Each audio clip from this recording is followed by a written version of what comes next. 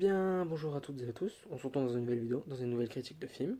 Aujourd'hui, on va parler d'un film très récent que j'ai vu dès la première séance à UGC, dès 11 heures, dès le jour de sortie. C'est Spider-Man Brand New Day, donc réalisé par Destin Daniel Cretton, que vous connaissez peut-être pour Shang-Chi, autre film Marvel, ou Short Term 12. Donc on va tous passer au résumé. Donc ici, pour ceux qui n'ont pas vu les films précédents, Peter Parker a aidé pendant les Avengers à battre Thanos. Et tout le monde l'a oublié entre-temps, puisqu'il y a eu des problèmes d'incursion suite à un sort lancé par Doctor Strange, et tout le monde a été forcé d'oublier qui était Peter Parker, il n'existe plus. Ici, par contre, tout le monde se souvient de Spider-Man. Ici, on retrouve un Peter donc très dépressif, très seul surtout.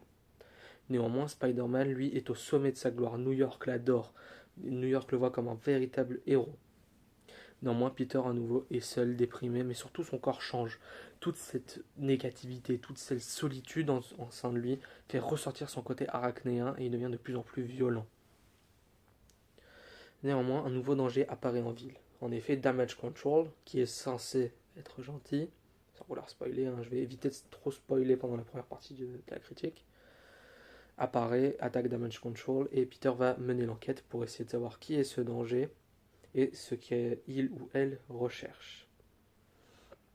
Déjà, je tiens à dire qu'il y a eu un changement de réalisateur comparé aux trois derniers et ça se sent. Hein, c'était John Watts qui a fait les trois précédents, Homecoming, Far From Home et No Way Home.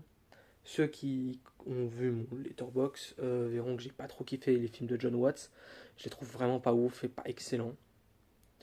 Même s'ils sont regardables à part Far From Home, donc le deuxième que je déteste personnellement, j'aime pas ce film.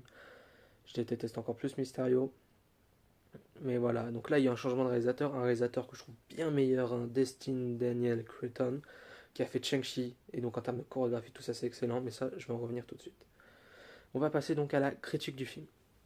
En termes de qualité, déjà je trouve les acteurs très forts. À nouveau, comme pour l'Odyssée, on va voir un peu qu'on s'acharne, que je m'acharne sur lui. Tom Holland est un peu meilleur que dans l'Odyssée, mais reste quand même plutôt moyen, même s'il est plutôt bien dans le film, hein, franchement il fait bien le taf. En termes de combat, d'action et de voltige, je mélange un peu tout ça. C'est franchement très excellent. Hein, la scène par exemple contre la main, toutes les scènes d'action sont vraiment bonnes. Les scènes de voltige, de la voltige dans les films Spider-Man, enfin. John Watts n'arrivait pas à nous donner ça et là Destin Daniel Cretton arrive à le faire. Franchement très bien et j'ai adoré. Franchement les scènes d'action étaient très cool. Il y a aussi pas mal d'émotions et de drames qui étaient plutôt bien amenés, notamment tout ce qui est autour de Zendaya et donc de MJ. Mais aussi, attention, énorme spoil sur la méchante, qui est donc méchante entre guillemets, qui est Jean Grey.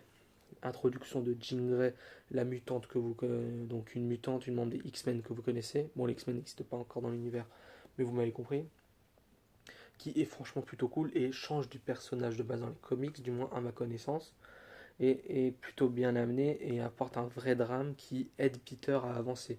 Justement, c'est un truc très cool. Peter avance, Peter évolue. Kevin Feige, le grand producteur de Marvel, a annoncé que les trois films qu'on avait eu avant, y compris le quatrième ici, étaient équivalents à l'arc que Peter avait dans le Spider-Man 1 de Sam Raimi. Donc là, le Peter avance enfin. On a enfin un Peter intéressant. Un Peter certes déprimé. Bon, les gens adorent voir Spider-Man déprimé, mais un Peter déprimé, mais dans le sens où il va avancer, il évolue, il devient une meilleure personne, un meilleur Spider-Man, plus fort, plus juste, plus proche du peuple. J'ai beaucoup aimé aussi l'inclusion de certains personnages Marvel, notamment le Punisher, qui offre une vraie évolution du personnage que je trouve très intéressante. Mais aussi, bon, même s'il apparaît que très peu Hulk, on revoit enfin le vrai Hulk. Je fais partie des gens qui détestaient pas Smart Hulk, mais revoir le vrai Hulk est quand même ultra cool. Et ça va annoncer potentiellement une suite avec le personnage qui va revenir enfin. Potentiellement un film sur lui. J'espère vraiment, parce que j'adore Hulk. D'ailleurs, on en reparlera dans une prochaine vidéo. Donc franchement, j'espère que ça annonce du lourd pour le personnage dans le futur. Bon, en termes de défauts, je dis que l'émotion et le drame est bien, mais parfois c'est un peu trop larme à l'œil. On essaye vraiment de te rendre triste au point d'exagérer un peu. Mais bon, c'est franchement un peu chercher la petite bête. Bon, pour conclure, franchement, le film était très cool. Je vais pas mentir, j'ai adoré ma séance. J'étais avec un pote en plus, on a adoré le film. C'était franchement excellent. Je vous invite à aller le voir, même si, bon, vous n'avez pas vu tous les films. il reste compréhensible. Regardez juste les trois films Spider-Man avant, et je pense que vous comprendrez. C'était franchement très cool. Une de mes meilleures séances, je pense, de l'année. Bon, voilà. Donc, je vous invite à vous abonner, à liker, à aller voir mes critiques précédentes, notamment sur Elysium, qui est sorti juste avant. J'espère que cette vidéo vous aura plu. N'hésitez pas à vous abonner aussi à mon Letterboxd pour voir les films que je regarde et que parfois je ne critique pas sur la chaîne. Et on se retrouve dans une prochaine vidéo. Au revoir.